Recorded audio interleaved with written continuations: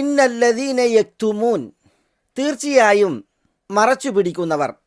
ഇവിടെ യക്തുമൂൻ എന്നുള്ളത് കതമ എന്ന ക്രിയയിൽ നിന്നുള്ള വർത്തമാന ഭാവികാല ക്രിയയാണ്. അഖ്ഫ എന്ന ക്രിയയുടെ അർത്ഥത്തിൽ ഗോപ്യമാക്കി, മറച്ചു പിടിച്ചു, പൂഴ്ത്തിവെച്ചു എന്ന് തുടങ്ങിയ അർത്ഥങ്ങളാണ് അതിനുള്ളത്. ഫലാ തക്തുമുന്നല്ലാഹ മാ ഫീ നുഫൂസികും ലിയഖ്ഫാ വമഹ്മാ യുക്തമില്ലാഹു യഅലമി യുഅഖർ ഫയൂദഅ ഫീ കിതാബിൻ ഫയുദ്ദഖർ ലിയൗമിൽ ഹിസാബി ഔ യുഅജ്ജിൽ ഫയുൻഖമി എന്ന് കവി പറഞ്ഞില്ലേ? സുഹൈർ ഇബ്നു അബി സൽമ എന്ന ജാഹിലി കവി. ഫലാ തക്തുമുന്നല്ലാഹ മാ ഫീ നുഫൂസികും, നിങ്ങളുടെ നഫ്സുകളിലുള്ളത്, നെഞ്ചകത്തുള്ളത് അള്ളാഹുവിനോട് നിങ്ങൾ മറച്ചു പിടിക്കേണ്ട, ഗോപ്യമാക്കേണ്ട ഒരിക്കലും.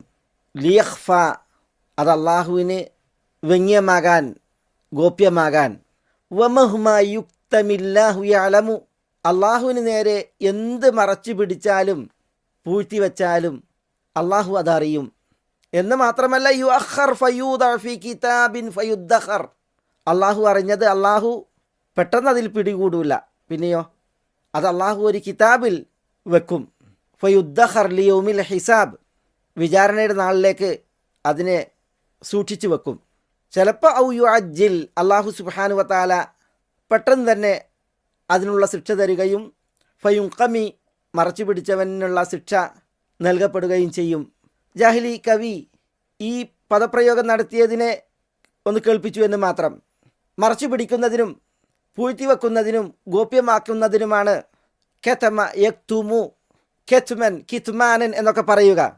പണ്ഡിതന്മാർ പറഞ്ഞു, ലിസാനുൽ ഹാലും ലിസാനുൽ മഖാലും, ഒരു വിഷയം തെളിയിച്ചു പറയണം, വ്യക്തമാക്കണം എന്ന് തേടുമ്പോൾ ആ വിഷയത്തെക്കുറിച്ച് അറിവുള്ളവർ അത് തെളിയിച്ച് പറയാതിരിക്കുക, അഭിപ്രായ പ്രകടനം നടത്താതിരിക്കുക.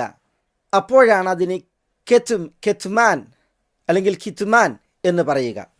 ലിസാനുൽ ഹാൽ എന്ന് പറഞ്ഞാൽ സാഹചര്യത്തിൻ്റെ തേട്ടം ഈ ഒരു വിഷയം പറയണം എന്നുള്ളതാണ്, തെളിയിക്കണം എന്നുള്ളതാണ്, സാക്ഷ്യം നിർവഹിക്കപ്പെടണം എന്നുള്ളതാണ്.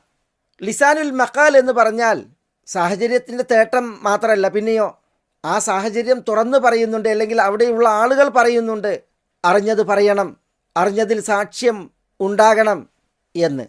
സാഹചര്യത്തിൻ്റെ തേട്ടവും സന്ദർഭം ആവശ്യപ്പെടലും ഉണ്ടായിട്ടും പറയേണ്ട ഒരു കാര്യം പറയേണ്ട സന്ദർഭത്തിൽ പറയാതിരിക്കുമ്പോൾ, സാക്ഷ്യം പറയേണ്ട ഒരു വിഷയം അതിൽ സാക്ഷ്യനിർവഹണം ഇല്ലാതിരിക്കുമ്പോൾ അതിനാണ് കിത്മാൻ അല്ലെങ്കിൽ കെത്തും എന്ന് പറയുക.